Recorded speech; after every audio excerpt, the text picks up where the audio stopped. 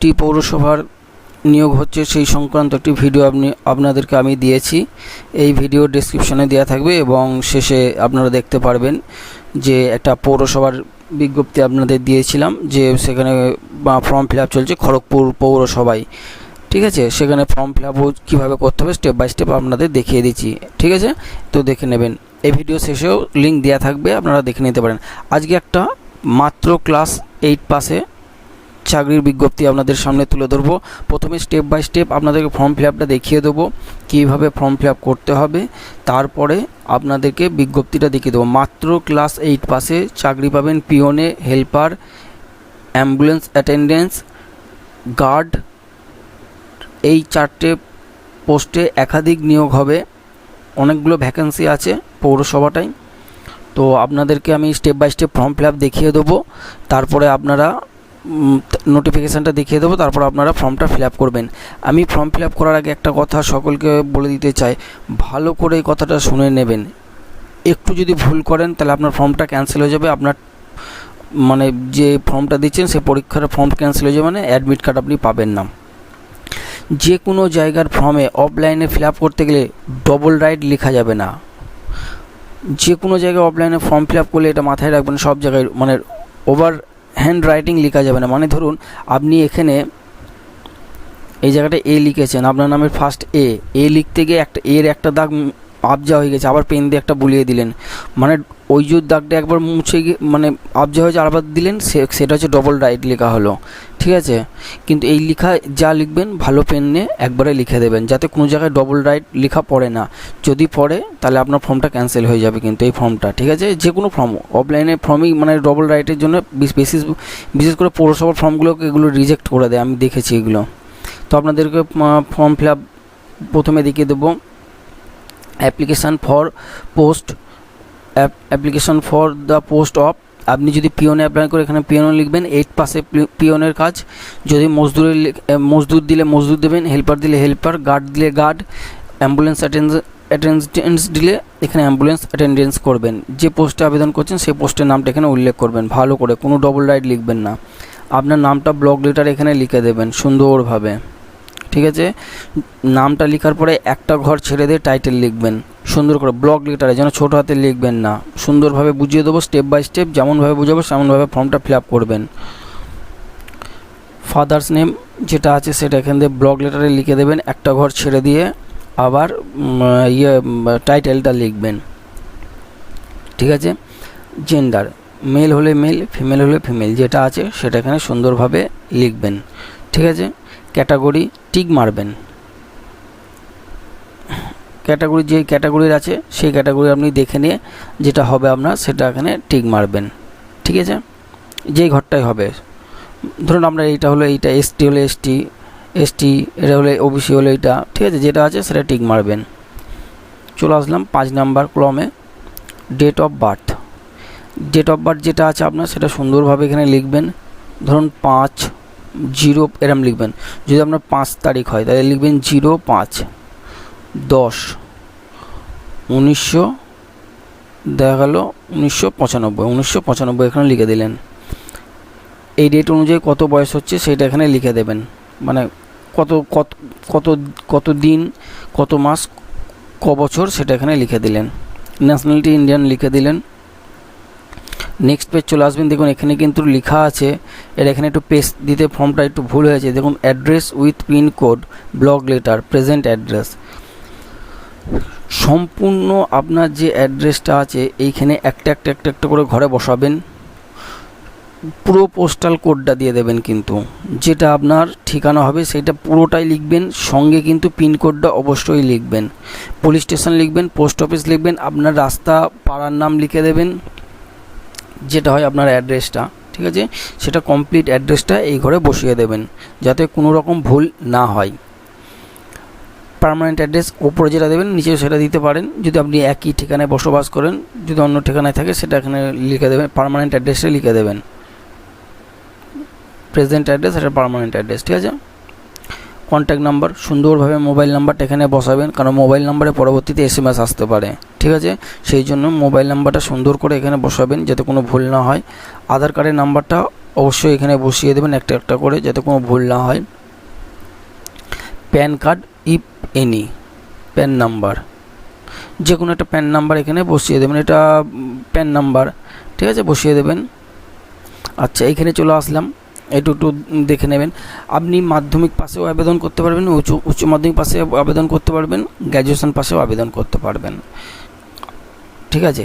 বলা ওরা যে সিস্টেম ইয়েটা দিয়েছে, কোয়ালিফিকেশানটা চাই ওদের 8 পাস চাই। এবার আপনার যা কোয়ালিফিকেশান আছে সেটা আপনি কিন্তু এখানে দিতে পারেন, 8 পাসেও দিতে পারেন।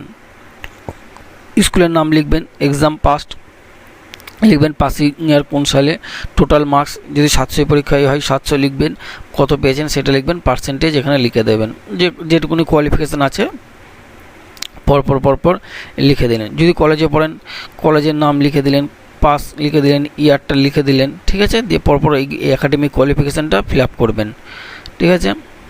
টোটাল মার্কস হচ্ছে কতই পরীক্ষা আছে। ধরুন আগে যেরকম মাধ্যমিক পরীক্ষায় 800 হতো, সেক্ষেত্রে এখানে 800 লিখলো, 800 কত পেয়েছে সেটা এখানে লিখে দেওয়া হলো, ঠিক আছে। পার্সেন্টেজ কতই, মানে আমাদের সময় 800 মাধ্যমিক পরীক্ষা হতো, 800, হ্যাঁ 800, একটা অপশনাল থাকতো 700 মেন পরীক্ষাটাই হতো, ঠিক আছে। তো এখানে লিখে দেবেন এইটা।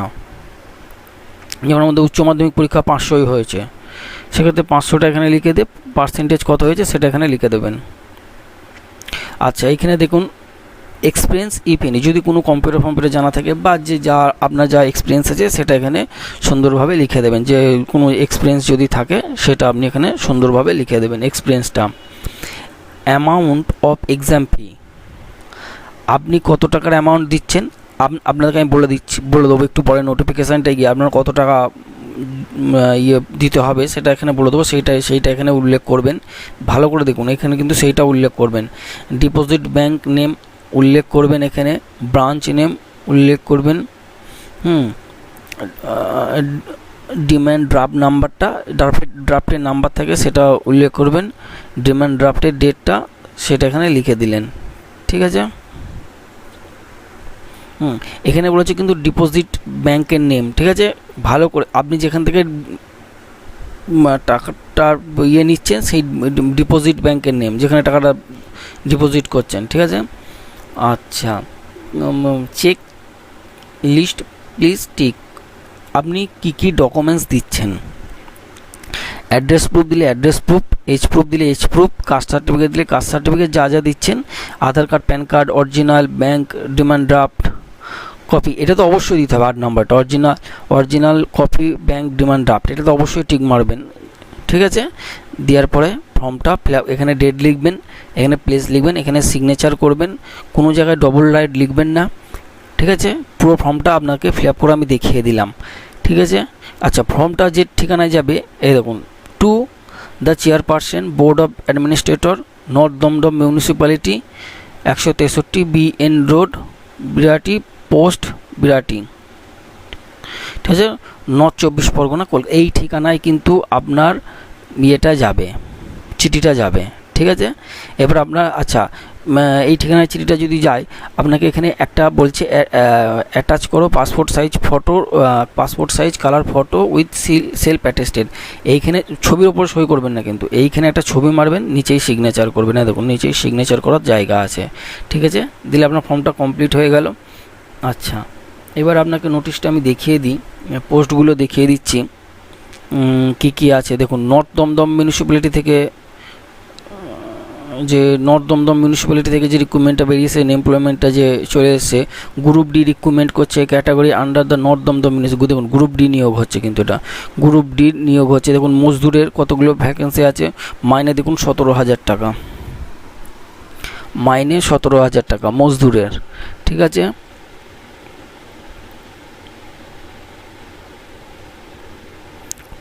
অনেকগুলো পোস্ট আছে, ঠিক আছে, দেখতেই পাচ্ছেন অনেকগুলো পোস্টের কিন্তু নিয়োগ হবে, একাধিক পোস্টে, ঠিক আছে। পিওন আছে, পিওনে দেখুন 17,000 টাকা মাইনে। দেখুন এখানে একটা জিনিস দেখিয়ে দিয়ে, দেখুন 8 পাস, ক্লাস 8 পাস বলা হয়েছে। আচ্ছা, পিওনটাই দেখুন, দেখুন ক্লাস 8 পাস বলা হয়েছে পিওনেও, ঠিক আছে। আচ্ছা, হেল্পার আছে, হেল্পারেও একাধিক পদ আছে। আপনার যেটা আপনার পক্ষে সুবিধা হবে সেই পোস্টে আপনি আবেদন করবেন, ঠিক আছে। হেল্পার পদেও আবেদন করতে পারেন, সেটা দেখে নেবেন। 17,000 টাকা মাইনে আছে। এটাও 8 পাস আছে, এটাও 8 পাস। ঠিক আছে। অ্যাম্বুলেন্স অ্যাটেন্ডেন্স, ঠিক আছে, অ্যাম্বুলেন্স অ্যাটেন্ডেন্স, এটাও 17,000 টাকা আছে। গার্ড, এটাও 17,000 টাকা। মানে বুঝতেই পারছেন গ্রুপ ডি ক্ষেত্রে সব কটা মাইনে একই রেখেছে, 17,000 টাকা করে। আচ্ছা, আমি একটা গুরুত্বপূর্ণ একটা জিনিস আপনাদের দেখিয়ে দিই। দেখুন, last date of receive the application 30/10/2021, 4টের মধ্যে কিন্তু পৌঁছাতেই হবে। 30/10/2021 ভালো করে দেখে নিন। 30/10/2021 মধ্যে কিন্তু ফর্মটা পাঠানো দরকারই একদম, নয়তো কিন্তু ভুল মানে রিজেক্ট হয়ে যাবে। অ্যাপ্লিকেশান ফিজটা একটু দেখে নেবেন।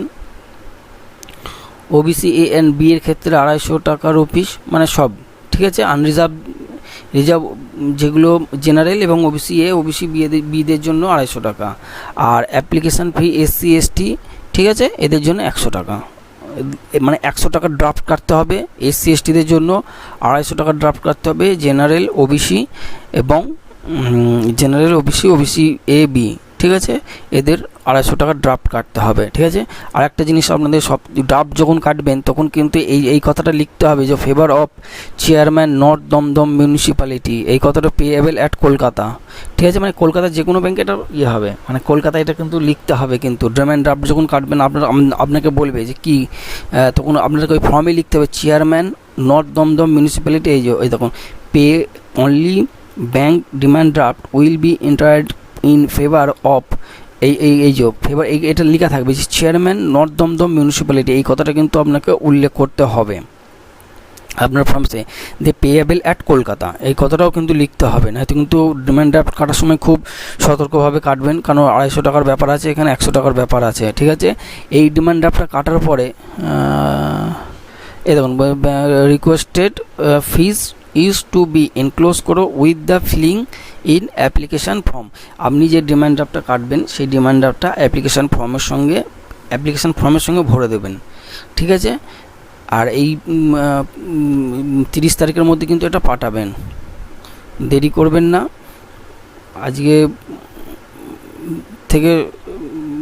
আজকে বা আগামীকাল ফর্মটা ফিল আপ করে আপনাদের যেরকম দেখিয়ে দিয়েছি সেরকম পাঠিয়ে দিন। কবে অ্যাডমিট কার্ড ডাউনলোড হবে আমি আপনাদেরকে জানিয়ে দেবো যে কবে পরীক্ষা বা অ্যাডমিট কার্ড হবে। তো আশা করি ভিডিওটা সকলেই ভালো লেগেছে। ভালো লাগলে অবশ্যই চ্যানেলটাকে লাইক দেবেন, সাবস্ক্রাইব করবেন এবং লাইক শেয়ার করবেন আপনাদের বন্ধু বান্ধবী যারা আছে তাদেরকে, কারণ সকলেই একটা চাকরির জন্য অনেকে অধীর আগ্রহে বসে আছে। সকলেই ভালো থাকবেন, সুস্থ থাকবেন। ধন্যবাদ সকলকে।